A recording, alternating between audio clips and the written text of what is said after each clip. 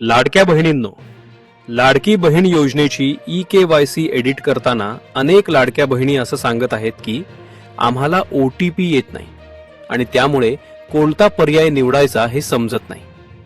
आता हे नीट लक्षात घ्या लाडक्या बहिणींनो, ज्या लाडक्या बहिणींनी आधी EKYC केलेलीच नाही त्यांना OTP येणार नाही. OTP फक्त त्यांनाच येणार आहे ज्यांची EKYC आधी केली होती पण त्यात चूक झाली होती. अशा महिलांसाठीच EKYC दुरुस्तीचा पर्याय पोर्टलवर सुरू करण्यात आलेला आहे.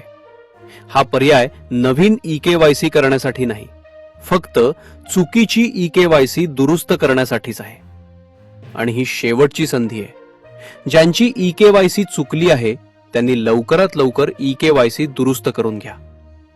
ऑप्शन निवडताना दोन्ही पर्यायांवर नाही असेच टिक करा. अशाच महत्त्वाच्या व खात्रीशीर माहितीसाठी चॅनलला लाईक करा, शेअर करा आणि सबस्क्राईब करा. धन्यवाद.